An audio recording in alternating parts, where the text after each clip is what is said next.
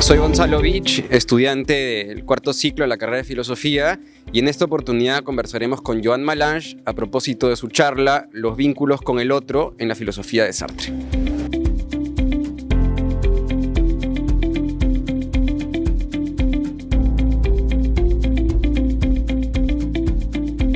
Empecemos por lo más general.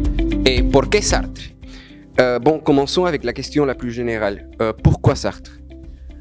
J'ai choisi de travailler sur Sartre parce que c'est un philosophe de la liberté et qu'il pose des questions qui m'intéressent de façon générale, celle du rapport à autrui, mais celle aussi du rapport à soi-même et surtout la question du choix de l'action. C'est vraiment ces questions-là qui m'intéressent en particulier. ¿Qué le interesa de la pregunta por el otro en su filosofía específicamente? ¿Y qué tiene de especial en la tradición fenomenológica de la que Sartre forma parte? Qu'est-ce qui vous intéresse dans la question d'autrui chez sa philosophie spécifiquement? Et a-t-elle quelque chose de spécial dans la tradition phénoménologique dont Sartre fait partie? Ce qui m'intéresse en particulier dans le rapport aux autres, c'est qu'il me semble être au fondement des rapports sociaux, en fait. Et c'est ça ce que j'aimerais, c'est vers cette perspective des rapports sociaux que j'aimerais travailler. Et je pense effectivement que Sartre a une position originale dans la phénoménologie, qu'elle soit de langue allemande, française ou autre d'ailleurs. Et je vais essayer de montrer dans la conférence que je vais donner aujourd'hui qu'il a une position un peu particulière qui est différente de celle de Heidegger ou de Lévinas par exemple. Et donc voilà, je pense que c'est vraiment intéressant de l'étudier comme un phénoménologue, mais aussi comme un philosophe des relations sociales. Ahora permite una pregunta a propósito de la charla en específico, ¿no? Usted dijo que la intervención del otro trae consigo una dimensión de la existencia que una conciencia individual nunca podría haber alcanzado por sí misma. Habría que entender esto como una forma particular de autoconciencia, al modo de un pensarse a sí mismo, a uno mismo en el otro, o el uso de la palabra éxtasis se estaría refiriendo a algo distinto, en el sentido de que uno está fuera de sí mismo cuando el otro entra en escena. Permettez-moi une question à propos de votre conférence. Vous dites que l'intervention d'autrui exprime une dimension de l'existence qu'une conscience individuelle n'aurait pu atteindre seule. Faut-il comprendre cela comme une forme particulière d'autoconscience, comme un se penser à soi-même dans l'autre, ou bien l'utilisation du mot extase renvoie-t-elle à une autre chose, au sens où on est hors de soi lorsqu'autrui entre en scène? Merci pour cette question vraiment très pertinente.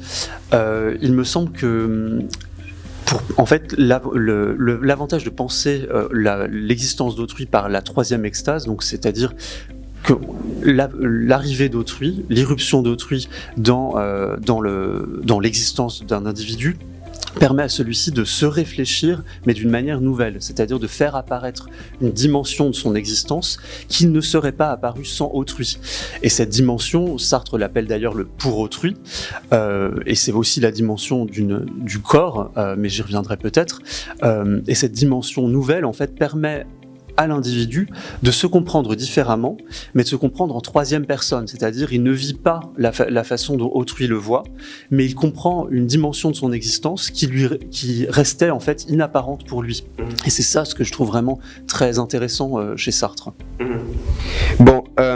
Por último, una pregunta de corte más personal. ¿Qué le diría usted al estudiante que desea leer a Sartre en sus vacaciones de verano? Enfin, une question beaucoup plus personnelle. Que diriez-vous à l'étudiant qui veut lire Sartre pendant ses vacances d'été? Eh bien que c'est une très bonne idée déjà de lire Sartre. Je pense que c'est une bonne idée de commencer par la conférence L'existentialisme est un humanisme, qui est une conférence d'introduction à l'être et le néant, qui a été publiée en 1943 et la conférence en 1946. C'est aussi une bonne idée de passer peut-être par les pièces de théâtre, surtout pour l'étudiant en philosophie, en fait, qui y découvrira des questions philosophiques sans qu'elles soient traitées par des concepts philosophiques. Mais évidemment, je lui conseille vraiment de lire L'être et le néant, de commencer par là, de ne pas se laisser, de ne pas avoir peur de l'introduction, qui est vraiment le passage le plus difficile de ce livre, mais vraiment de s'accrocher, et puis à partir de la première partie, là on déroule toute la philosophie de Sartre avec des exemples vraiment très attachants, le garçon de café, la coquette. Et puis il découvrira aussi qu'il y a vraiment des implications politiques dans ce texte, et donc c'est vraiment un texte global et qui mérite vraiment la lecture. Bon, bueno, muchas gracias. Acabamos con esta entrevista. Bon, merci. On termine avec cette interview. Merci beaucoup à vous.